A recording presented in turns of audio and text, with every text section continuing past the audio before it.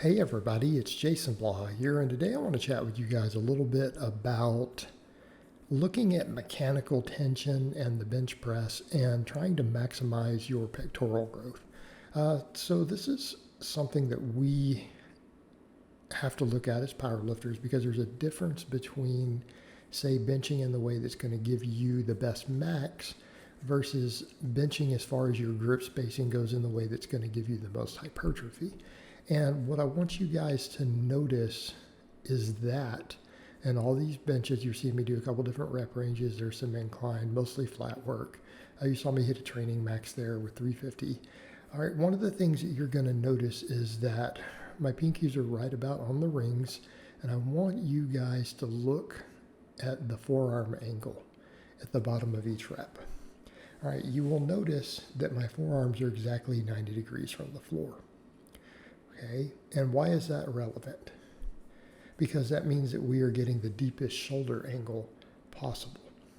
Because when we go in close grip, what happens? We're shortening that arm of the forearm, which means technically our elbows are going to be a little higher. Now, obviously, we know we hypothetically recruit less pectoral, at least less lower pec, and more tricep. Okay, now there's some EMG studies showing that none of that's true for competitive level power lifters, and it's possibly due to the high neural drive, but I think there can be some confusion there regarding what we're seeing on neural drive on an EMG versus what's going to actually stimulate muscle fibers through tension, through mechanical tension on them. All right, it's the same thing when you go to a real wide grip, and a lot of guys are strongest with a wide grip, going even wider than I'm doing, but what happens? Your forearms are splayed out a little bit. Okay, the forearms are splayed out, which means the same thing. Technically, when you touch the chest, the elbow's a little higher. Well, if the elbow's a little higher, then what's happening? There's, again, less movement of the pectoral. The pectoral isn't lengthened to the same degree. It's not lengthened to the same degree. Now, what I am going to state here, though, is if we are down into that deep angle like that, like I'm doing, you better have strong pecs because the pecs have now been put at their fully lengthened position. This is where we're biomechanically our weakest. We're weakest in that position. All right, but we also have the most mechanical tension. And here's where I'm going with this.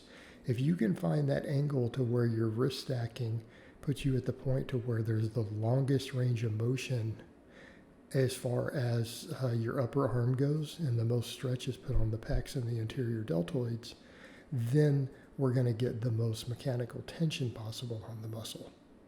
Okay, and why does that matter? Well, it matters because if we look at all the hypertrophy data we have, what do we know? That lengthened positions have the most potential for hypertrophy, right? And that in fact, partials done at the lengthened position don't seem to reduce hypertrophy. Normally we say a longer range of motion has the most potential for hypertrophy, and that's true, and it makes a lot of sense as to why that is, right? It makes a lot of sense. You know, again, most muscle fibers are involved moving a muscle through the longest range. However, that muscle fiber recruitment, usually at the shortened range, is going to tend to be relatively low. It's going to be relatively low in comparison.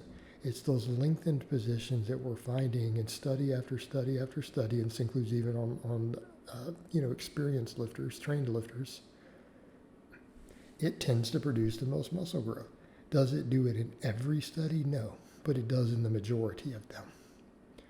Right? And we can look at different studies and say, well, why didn't it show it in these? Well, it could be small enough sample size. It could be, without enough people there, you don't always get enough data.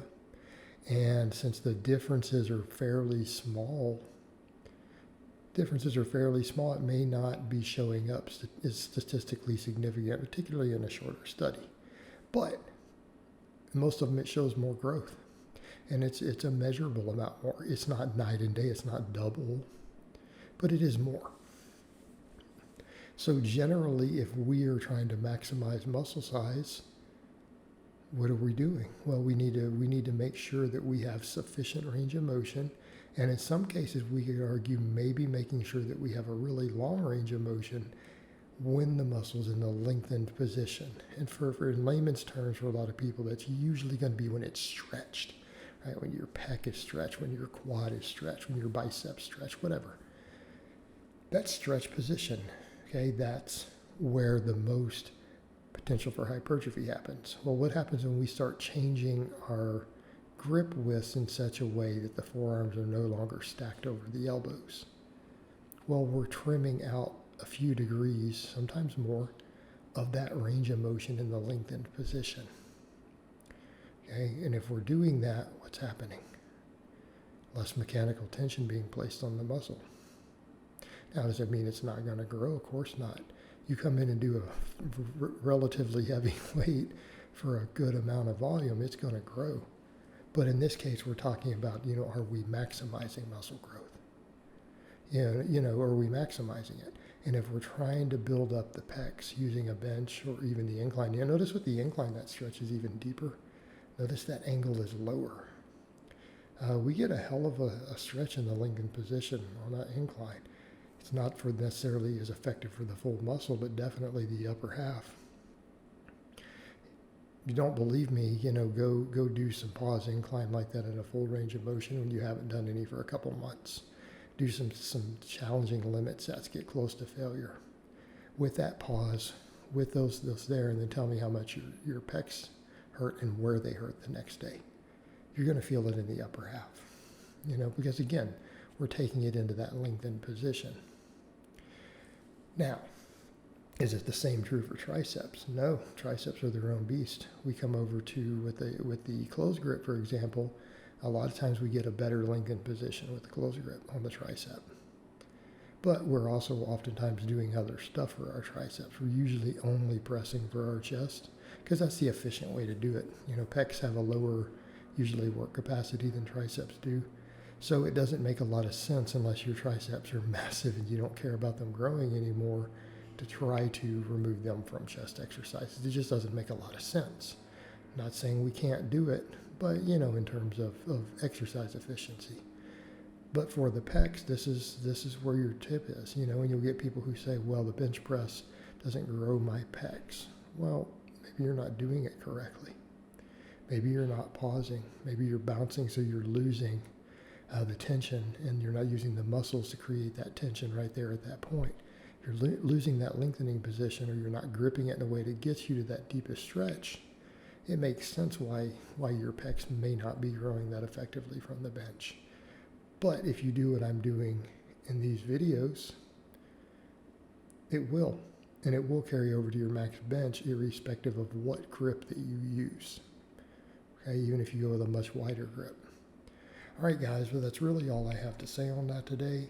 I hope it's been informative, and I'll talk to you guys next time.